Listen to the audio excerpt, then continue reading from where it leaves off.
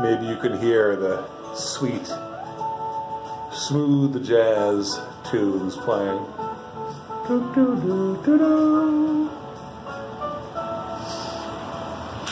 Whether or not you can, though, I am here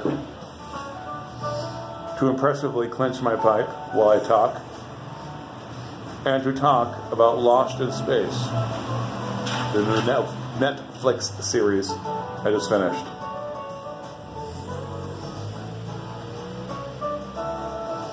Now, I say impressively clench my pipe while I talk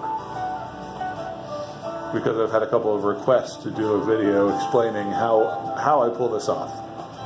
And I'll do that. I'll do that soon. How about that transition, huh? Alright, so Lost in Space. I bet a bunch of you guys started watching it already.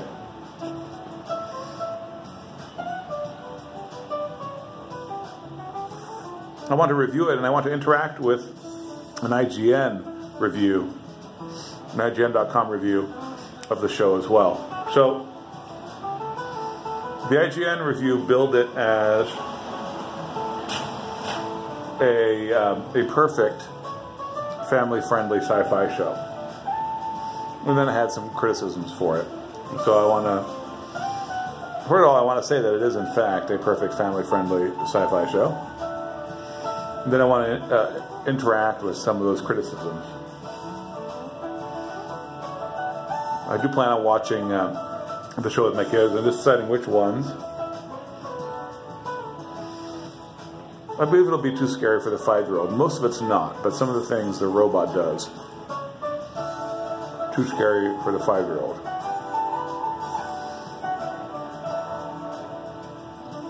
So, the whole Lost in Space thing, right? Swiss Family Robinson in space. The 1965 show, kind of a cultural landmark, but interesting to us now only from an anthropological sense, you know?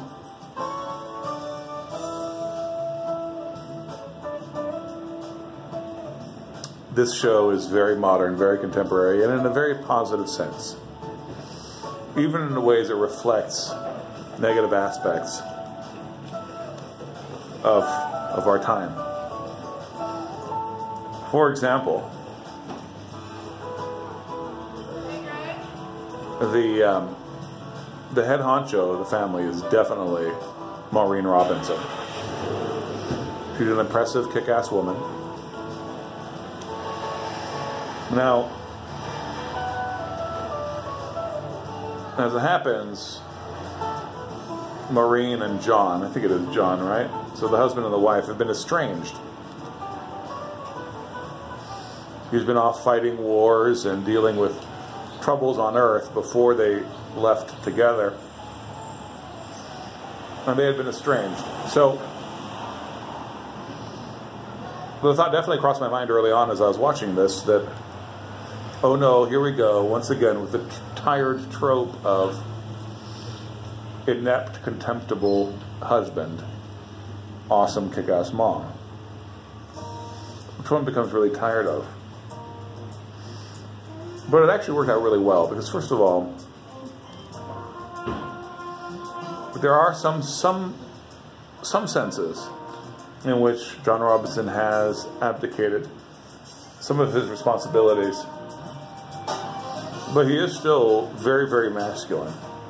He does all the fighting and that kind of thing. And you can tell from the way he behaves as the trials come up, he's one with combat experience. He's used to making hard decisions, even though Maureen is also a tough person. So the cool thing that ends up happening is that what you see is sort of a representative of the struggle that it is for a man to assume his role in this world. And even within a marriage, for a man to recover. Because that happens, right? I mean, that's just You can't just magically show up and say, well, I'm going to do my job now. Now, the situation of the story is ambiguous. They don't let you decide whether John was doing the right thing or not, leaving his family to go off to war. You just see the effect that it had on the family. So that actually ended up being really cool. I even though it exists in the larger framework of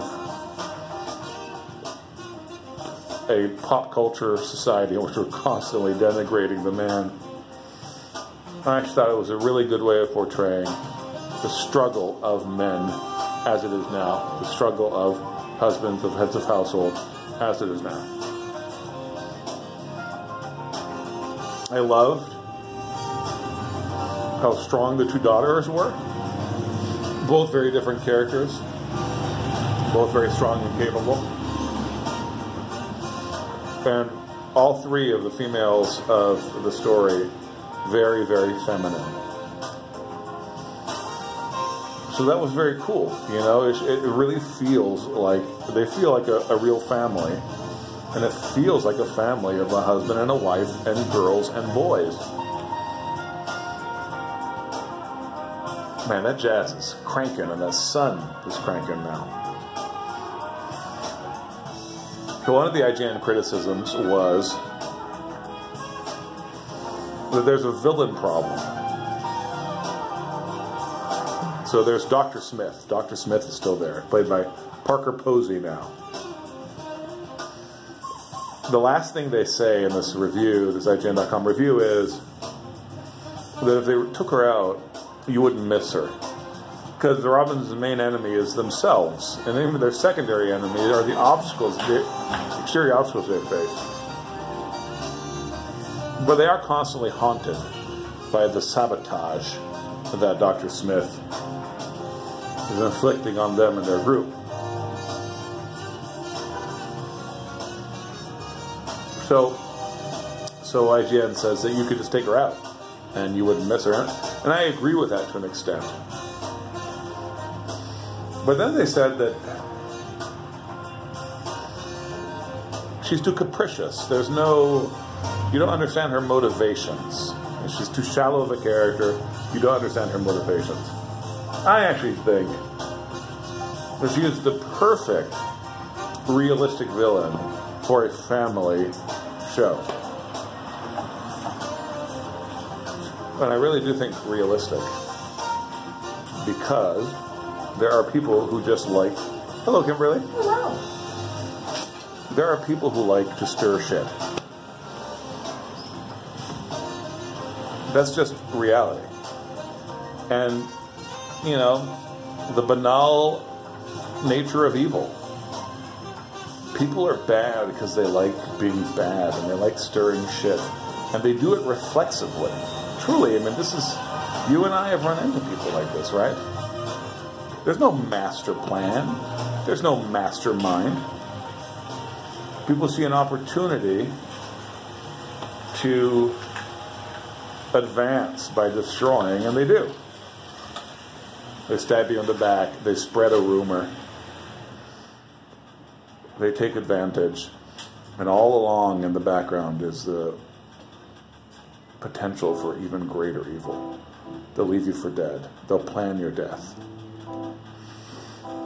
But again, so this is the thing about Dr. Smith. At no point does she make some master plan or have a greater vision. She's responding to her environment, what she sees as her obstacles, just as the Robinsons are. But she's always motivated by pure selfishness. She's a god of mischief. And I really like that for a kids' show. Because those are the sorts of villains that kids face, whether they're their own age or older.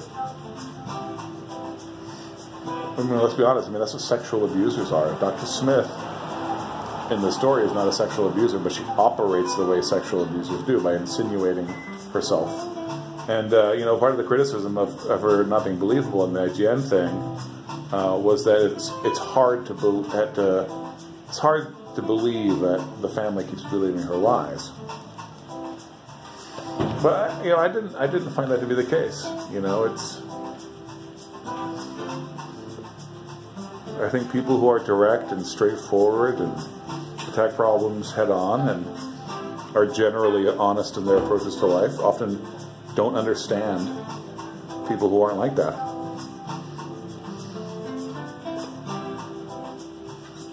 You know, they're not looking for sneaky people. So I actually found her to be quite believable. And I really like the show. So I hope you guys will check it out. I still have to decide again what age I'm going to let watch it. You know, I should be able to let my 9-year-old and up watch it. Thoroughly enjoyed it. Alright, I'm going to get out of this sun. Leave your comments below. Tell me what you guys thought of the show, what you thought of Dr. Smith. I mean, I have to admit, I hated watching the scene she was in. I'm kind of a sissy when it comes to watching embarrassing or tense moments like that. Alright, people, I'm out of here. Peace of Christ.